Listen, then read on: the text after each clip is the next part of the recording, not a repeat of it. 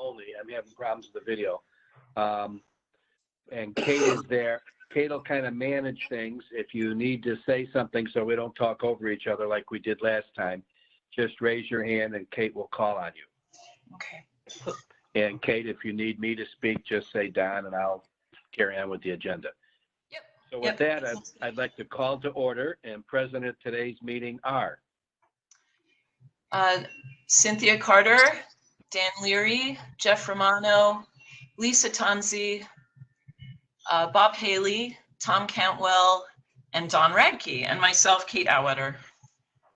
good. Okay, superb. We've got our minutes from the last two meetings to the meeting on the 16th. First off, that I would like to have a motion to accept. So moved. Second. Okay, any discussion, modification? Yes. On the second page, consisting of 4 steps with 10-inch risers, I think they should be 7.5-inch risers, 10-inch treads. Okay. Okay. Dan, the applicant said that the stairs were very steep, but I thought he said they were 10-inch risers. Well, he said the top one was, just the top one. Oh, just the top. Okay. Could be one of them, yeah, but it doesn't add up to, I mean, 4 at 10 inches is 40 inches, the whole thing isn't that high. I think I recall. Okay, why don't we just verify that, Kate, if you can verify that? Yep, I'll go ahead and verify that. Okay. Any other changes or modifications? Jeff, you found one too. Yeah, Cedric Drive should read as Cedric Street.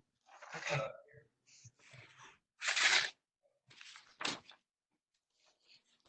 In that same paragraph as Dan pointed out. Okay. Okay. Anything else? All in favor? Aye. Opposed? Abstained? Motion carries. Old business, C of A for 1204 James Street. Kate, you want to pick that up? Sure. And the applicant is here on the meeting. And Mr. Al-Kushiri. So just to pick up where we left off, the board had asked for more detail on, or a detailed site plan for the site work that was proposed in the rear of the property. The applicant presented a draft site plan, which then Jeff Romano kindly went and reviewed and had made some recommendations, specifically that the parking area be reduced by about 4 feet, so pulled back from 35, I believe it, sorry, let me go to the, here we go. So pulled back from 35 feet to a total of 30 feet, that being the asphalt driveway as well as the parking area. Let's see, and he also recommended a parking layout that could accommodate all 6 cars, the applicant's family. And then also he made some recommendations about the screen plantings. And so as a result, the applicant, again, Mr. Al-Kushiri, if you would like to speak at any time, that's fine. But the applicant went and revised his site plan, and that's what is in front of you now. Okay, any comments? It just definitely looks better under controlled limits to the driveway. These things tend to creep, so it's very good to see a definitive plan. And also the garden area is a good thing to identify clearly as a significant part of this type of property on James Street. I might only suggest, as I usually do, that there might be a few trees along at the nose of where the parking meets the garden. And that would be certainly to the applicant's review, so that maybe there would be a separation between the garden and the parking lot with just maybe 4 or 5 trees. But that's only a suggestion, as usual. Any other comments? The only thing that I would note is that the detail of the step replacement is a little bit confusing just because terminology is incorrect. It says step length is 5 feet. That should be the step width. And then it says the step width is 16 inches. That's the tread width. And it says the step height is 6 inches. That should be the riser height. That makes it a little more clear. But we did ask To for, make it clear. Okay. we asked for some detail on the foundation at the bottom of that and what the pavement was going to be. I don't see any mention of that or description anywhere. And from the site plan, I don't see, I thought the brick pavers existed at the foot of the stair. And I don't see where that has been included in the site plan. Other than that, it's kind of clarification. It certainly is an improvement. I still have some concern about the use of Norway spruce and emerald green arborvitae along that close to the property line. It just seems like a very large planting for that location. But I'll rely on Jeff or somebody else's comment. Jeff, do you mind comment on that? And then if we could have the applicant answer the question about the foundation on the stairs. Sure.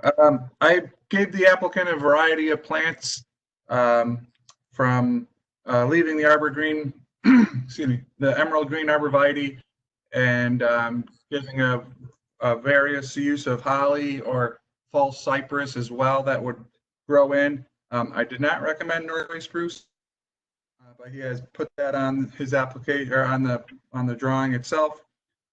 So he Very large species. Isn't that very large? Oh yeah, they get large and they lose their lower limbs. So the screening effect that he's looking for would not happen. So that's a question in my mind as well, Dan. But just a quick comment on the stairs. My assumption on these stairs, they're going to be a precast stair from like Steps Plus. That's my guess. That just gets set there, but we can have the applicant verify that. Well, it indicates Indiana stone steps. So at least for the treads. So I don't know if that would be a Steps Plus precast stair or not, because then in the illustration, it's showing brick Right. for the riser. Brick on the riser. Can we ask the applicant to clarify? Yeah, one other thing, it does say that the base of the steps will be concrete, so is that the landing? That would be, Yes. yeah, okay. I don't know if that's what it is because the way it reads. Can we get a 6 clarification inches from under the the applicant, steps. please? Basim, are you there? Yeah, so could you provide some clarification in terms of what is at the base of the steps now, and then Dan, you also wanted to know about the foundation of the steps themselves? Or is it really, are you talking about the landing?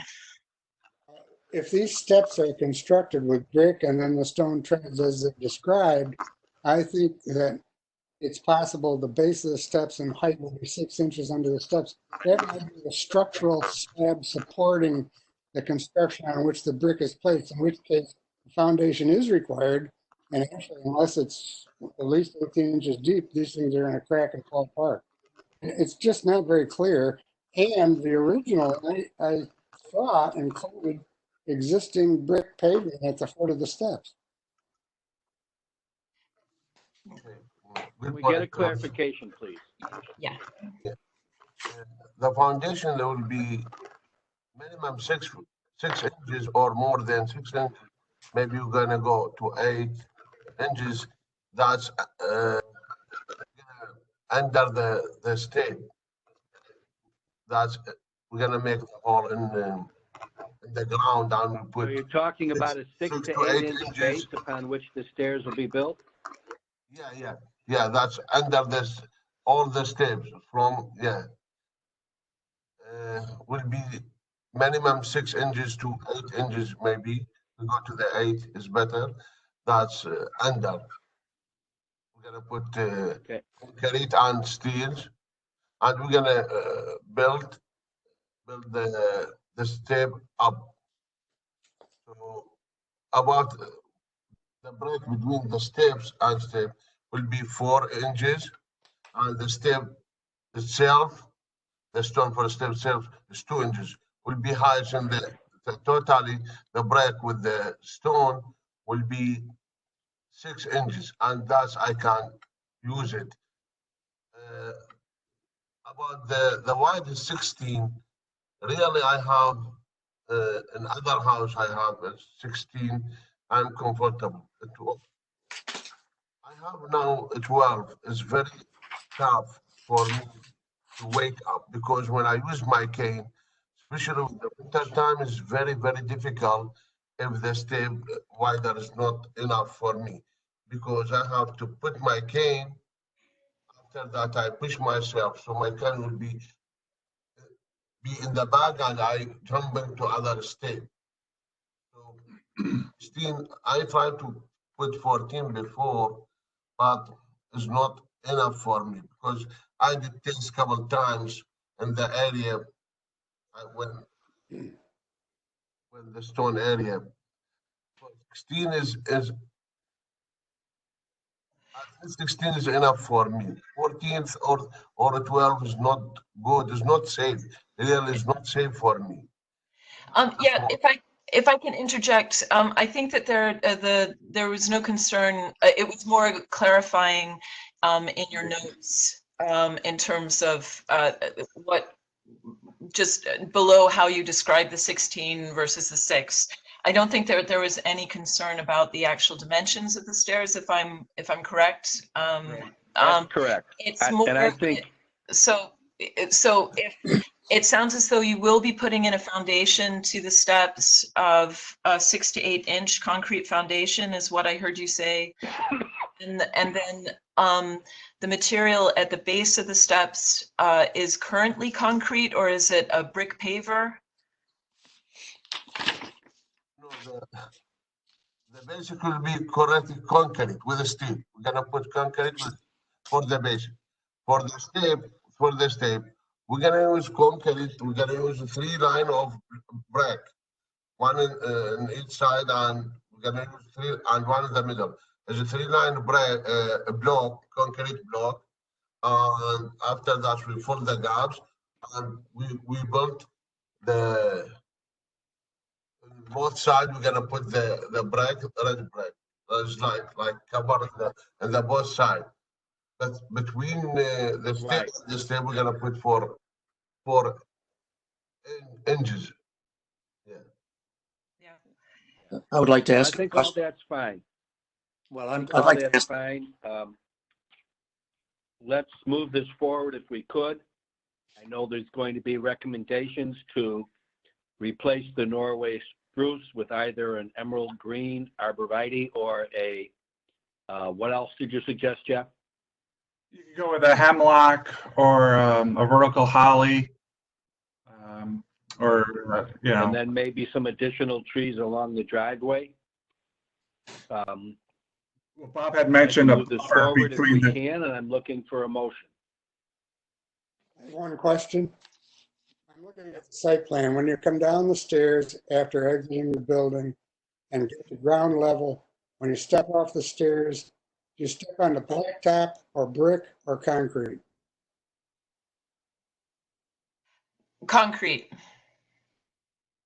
And That's- it's about 8 inches wide or something? Yeah, 8 inches concrete under the step. Oh, not under the step. We're talking. When you step off the bottom stair onto the ground level, stepping onto asphalt, that's what it looks like. Step off the stairway onto the driveway parking area or not? What? Sorry? When Shall you I- get off the stairway, sir, do you step directly onto the blacktop? No, the step will be not in the, no, it's not block top. We're gonna put the step, we're gonna put under the ground, 8 inches concrete. Oh, yeah. Right. When you step So- off the last stair, sir, when you step off the last stair onto the ground, what do you step on? The asphalt or concrete? No, concrete. Concrete, okay. Can people see my, can you see the screen? Are you able to see the screen? Yes. So what we're talking about is right here where my arrow is. Can you see the arrow? Yes. With Yes. the pointer. This is the area. The concern is that you are creating a safe space to step off the steps.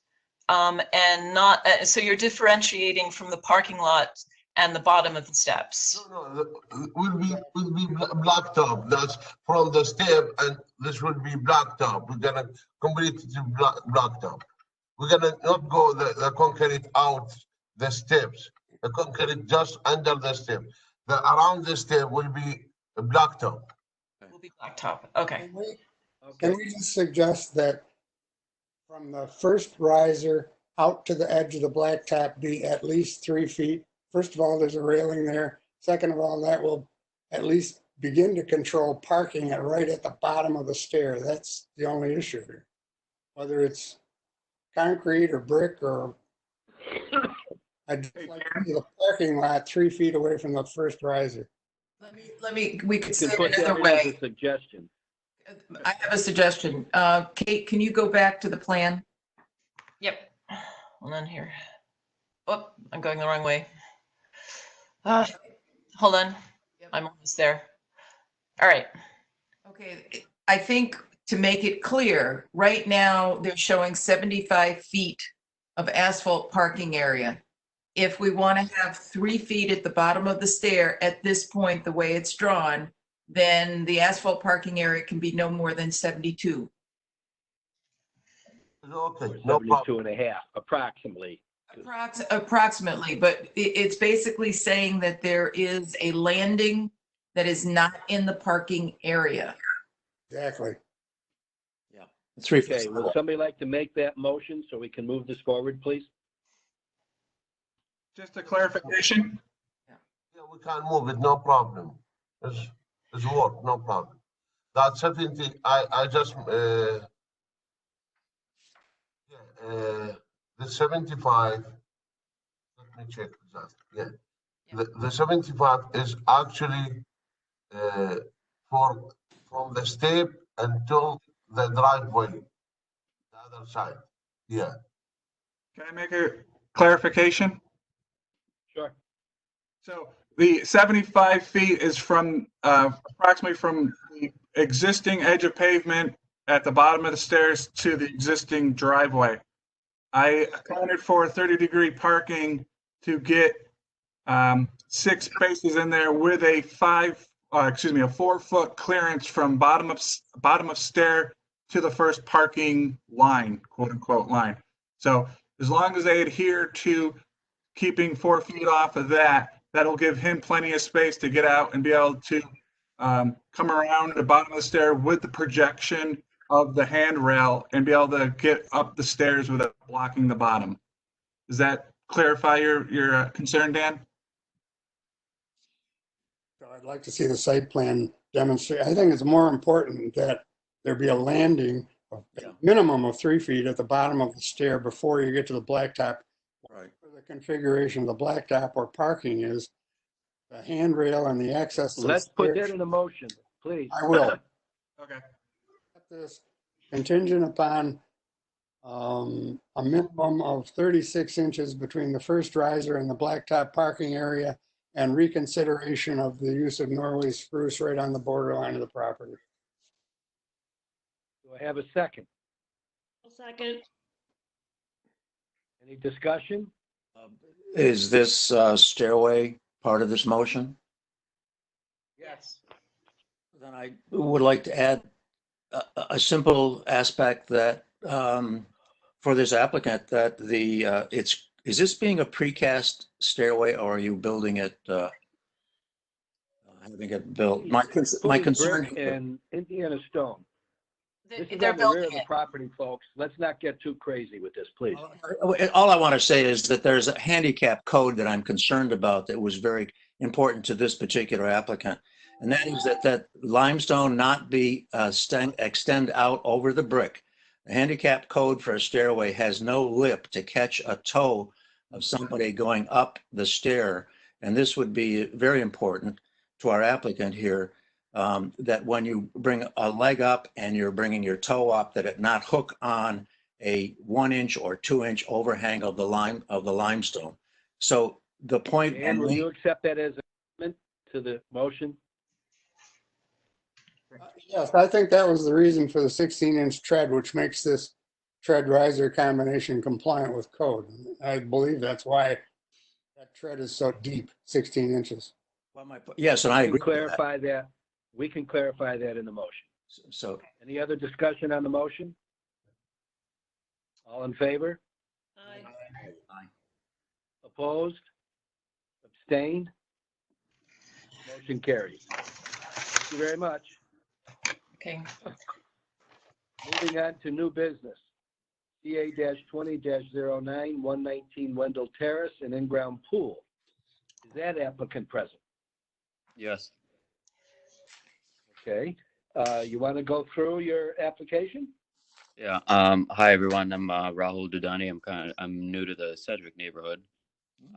Purchased this property in August 2019, and the backyard conditions have been kind of abysmal because we have dogs that dig into it, and we have poor sunlight in here because of tree overhang, which we're also dealing with.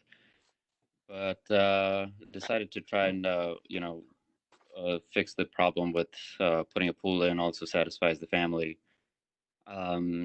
Essentially, that picture you're looking at is the backyard area where it's going in, and right almost towards the center of the that backyard area will be a 14 by 28 in-ground pool. It'll be a rectangular pool, and there'll be at least 8 feet around on each side. If you notice on the site plan, there's a paver patio that's existing over there. We might continue a few pavers just to border around the pool, but the pool around it itself is going to have 3 foot of room finish concrete. And that's about it. I think the project is going to be somewhat technically challenging because of access issues, but the team that we're working with will get all the equipment through the carport and through the driveway to bring it around to the back. And if I can just chime in to say that I checked with zoning and there's no issue with lot coverage in this case. or setbacks, right?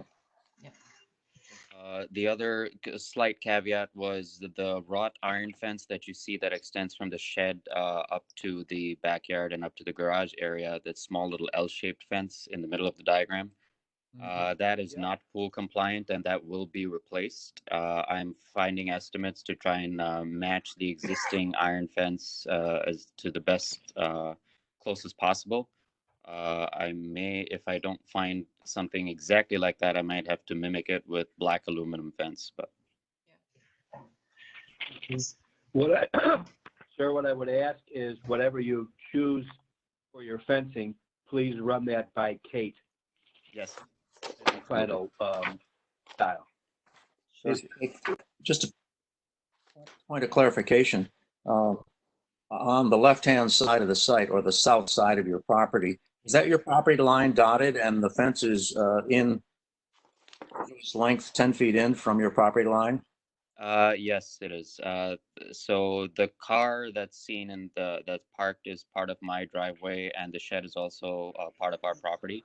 I think the property line extends a few feet just outside of it. So I think there's at least 10 feet there. Yeah. It's interesting that you're not using that as part of your property, I mean, basically. Yeah, essentially, I mean, that's how we've gotten it. We haven't yet made many changes to it. We'll reserve that for future, I guess. Okay, thank you. Okay. All right, I'm looking for a motion, please. Just one other point of clarification. I think you said 3 feet of broom finish concrete around the perimeter. You show 8 feet on the apron and 5 feet. Could you clarify that, please? So the 8 feet and the 5 feet is going to be the distancing from the pool to the existing house and to the iron fence on the other side. That was the estimate showing how much room we will have around it.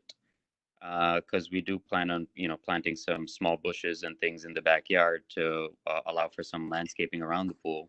So that was just to estimate how much past the broom finish concrete will we have up to the edges of the lot. Okay, and the patio paver you show at the 5-foot line, is that existing? There is an existing paver patio that's in an L shape that wraps around the house and goes into a vertical strip. Right. Where it's on the older side. We're deciding between replacing him or leaving him, but as of now, we're probably going to leave him and add pavers around. Okay, thank you again. Yep. Okay, and I'm looking for a motion.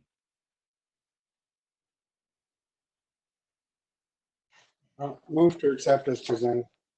And I would second Do it. we have a second? Second. Second. Any discussion? All in favor? If I may interject, I do have a Opposed? question for the board. If is stamped concrete acceptable by the preservation board? Not if it mimics an artificial pattern, which Okay, most of them do. I see. Gotcha. It's just to clarify your question, we're looking for something that would not have been done in the original period of the district, and that would not have been done in the original district. So natural concrete or brick pavers, those are appropriate for the period of the district. And that's the guideline. Yeah, thank you. Okay. Okay, all in favor? Okay. Opposed? Abstain? Motion carries. Thank you very much. Thank you and welcome. Thank Thank you. Thank you. Thank you. Okay, moving on to a sign waiver, AS-20-02. That's the Landmark Theater. Is anybody here for that? Jamie? No, you know what?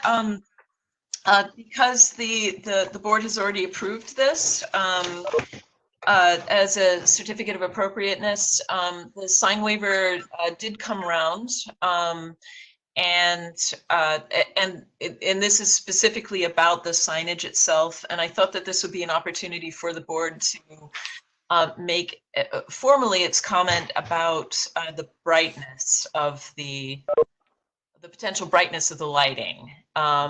So we've already, or the landlord the board has already approved the actual design. And I didn't know if there were any further comments about the signage itself.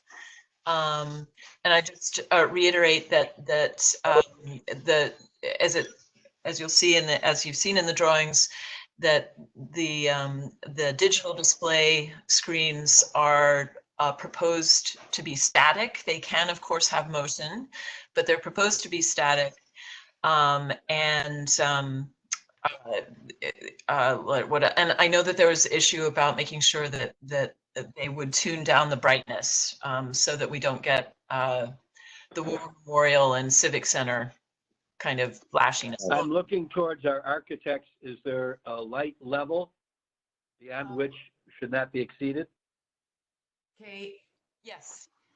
I think if I'm correct, Jamie had mentioned last time that the light can be adjusted. It's basically like on a rheostat. That's correct. That's correct. So I'm wondering if we should, I I'm wondering if we should just comment on the highest level of illumination allowed. I don't know if I could speak to that because that's not my expertise in terms of quoting a light level. I would think that once it's installed, we can review the light levels because it's adjustable. Yep. I don't think we should Is that set. acceptable, Kate, to just state that? Absolutely. Yeah, I think the point is to caution against excessive lighting and to maybe even suggest they have a test period with the architects that are Jamie and his team and your team, and to set some guidelines that are appropriate both for the applicant and for the quality of the street. If it's left arbitrary, there won't be any really appropriate day-to-day maintenance of that condition. So we should put I'm it. not suggesting it be arbitrary, but I don't suggest that we can pick a light level now without more expertise. I think it needs to be something that, you know, one can review and discuss in terms of the street level, unless the city has something in terms of maximum street lighting level. I don't believe, Our yeah. jurisdiction here is the comment, so why doesn't our comment just be that we want to, after installation, review through a test period what that level should remain at? That would be my recommendation, Don. And I would press it, Okay. and I would simply say at the beginning of that, that's the caution against excessive brightness in signage that is detrimental to historic context, and that's the purpose of our meeting. That would be good. I do have one So is other. that acceptable to everybody? Yes. You want to use the phrase upper limit to include, to put that in our recommendation, use those words. We're concerned about an upper limit. Okay. Yeah, I think so. I don't know. Okay, That would you work. got that? Yep. I mean, what we're doing is establishing an upper limit, basically. Of, Right. yeah. And you know, Testing days, period after installation. and obviously on days when there is not a show, the lights can be at a certain brightness. Perhaps when there is actually Very good point. welcoming people in, they may want to crank it up a little bit. And certainly we know how they used to use the lights underneath the canopy to welcome people in as well. So, Very good point. Well, that'll all be part of a good test period. That'll be great. yep. I have one other All right, comment. so that's our comment. Thank you. I have one other comment regarding just a question here. Since this is a unique condition of signage and signage variance, I've thought that the actual two signs that were mentioned as the sign panels on either side of the doorway, I don't consider those to be part of a signage tally. And the reason is that they are marquees or they're directories as opposed to building signage. I may be splitting a hair here, but I think with, Yeah, I think you are. well, my point is that I don't think you should be detrimental to the whole signage package if part of if those were considered signs. They don't need to be considered signs, and that's all I'm saying. Well, this is why they have the waiver. It's the ability to manage unique situations. So. Agreed. One other question. At the time that this was originally considered, Jamie had mentioned that the proximity of the sign face and this whole overhang business to the street curb was damaged, and they were considering either a bump out in the curb line or bollards or something to prevent trucks from striking the sign. Is there any more movement on that? I'm not aware that there has been, but I can certainly check with Jamie and find out. That'd be great. Okay, thank you, Dan. Great. Okay, moving on to discussion of a proposed application for 205 East Seneca Street, the John Gridley House. Yeah. Who's doing that? Are you doing that? I'm doing it. I'm doing it with the Tussings who own the property. They approached me the building is already on the National Register, and they are concerned about what happens to the property after they're no longer living there.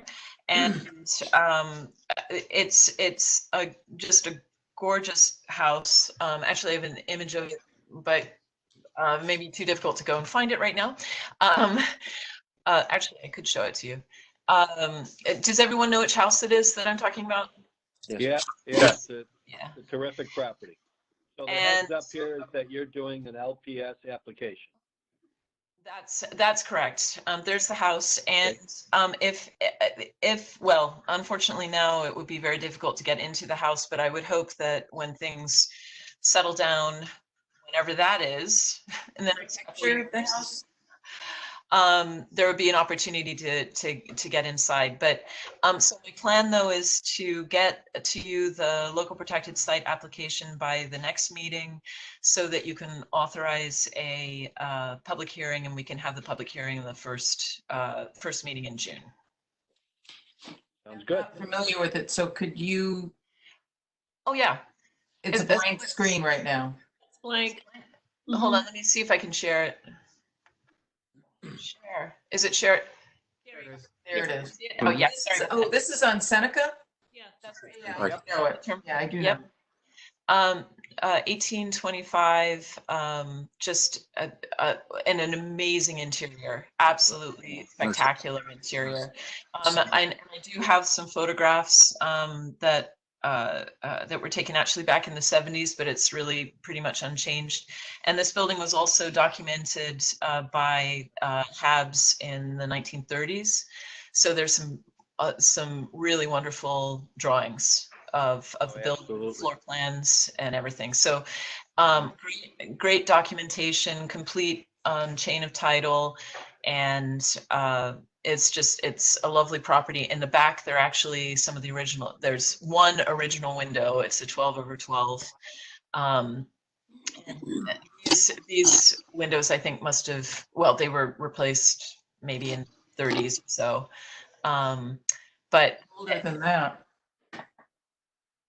Also had a, The windows look older than that, Kate, but. I think okay. so, yeah. I'm looking at the mutton bars, and the mutton bars are really thin.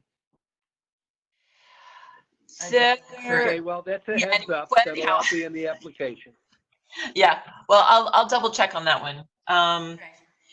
So yeah, so that's coming along, and that is my plan. And then if I can move on, I'll just move on to Yep, Temple just move on to Concord. the temple. That the Common Council has, they're holding it at the moment. I believe the vote will be next Monday, however. They're working at the moment on the resolution language that would allow them to identify the sanctuary as the key contributing component to the designation. So I believe that the designation will move forward, but they are looking to highlight the sanctuary as the most significant architectural piece on the property, which I think that the board actually acknowledged in its original resolution. But it's been a bit tortured, shall we say? I think that we'll be coming to the end of that discussion. I think it's been a learning process for everyone involved as well. So That's good. All right, can you move on then to the National Register nomination? Yeah, just so I don't know if people had the opportunity to look at both of these, but again, the State Preservation Office asked for CLG community comment when there are National Register nominations coming before the State Review Board. And we have two. One for the General Ice Cream Corporation factory on Wilkinson Street. It was built in 1935.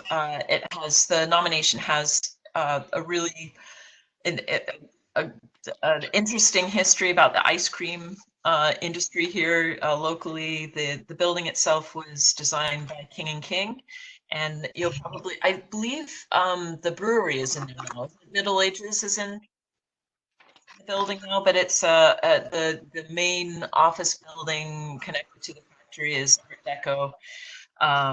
And yeah, so apparently it's eligible under under criterion A as well as C. So anyway, I don't know if anyone has any questions about this, or if you just want to state that you're positive and would like to see this move forward. Yeah, absolutely. So I'm assuming everybody is in favor of endorsing this to move forward? Yes. Both of these? Yes. Yes.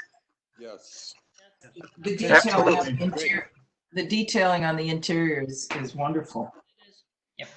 Yeah, and the fact that it has, In addition to the parking, What?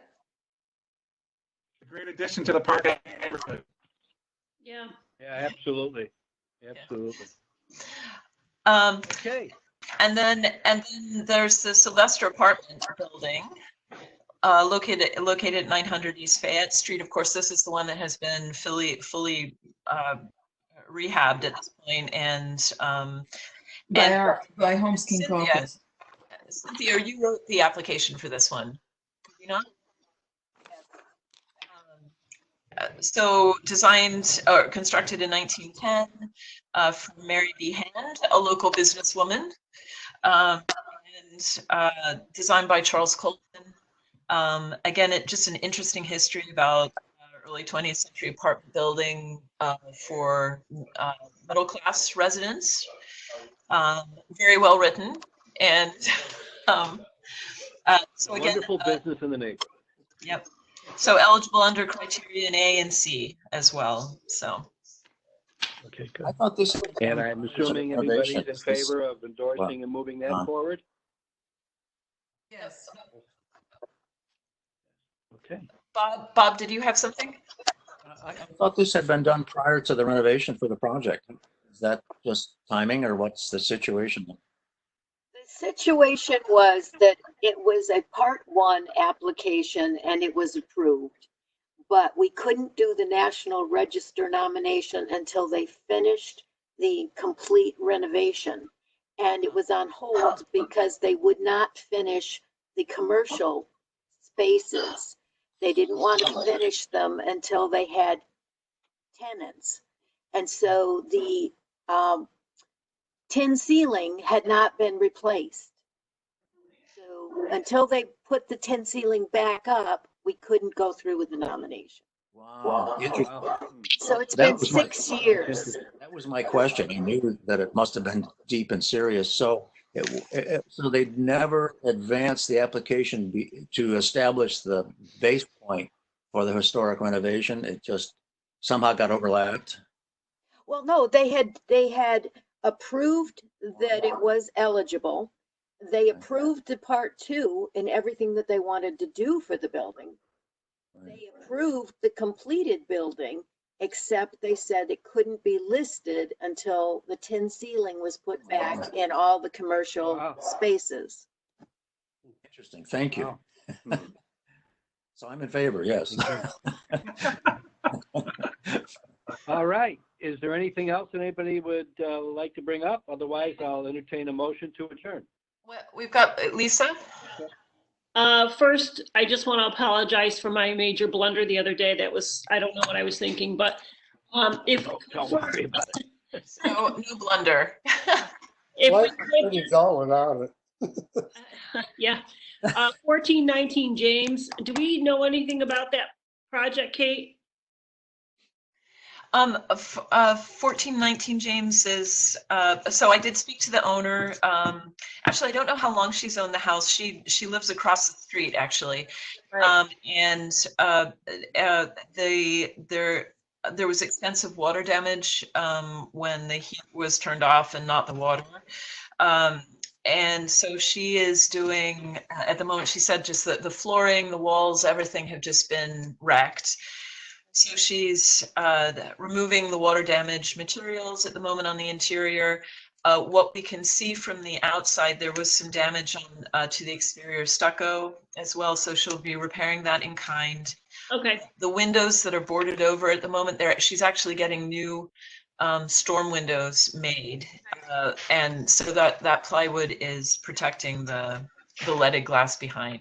Some of the windows have already been replaced. They look nice from the street. I just wanted to make sure we were keeping on top of it because it looks fairly major from the outside. So yeah. Okay, thank you. Good call. Thank you very much. Anything else? I'll look for a motion to adjourn. I'll make a motion.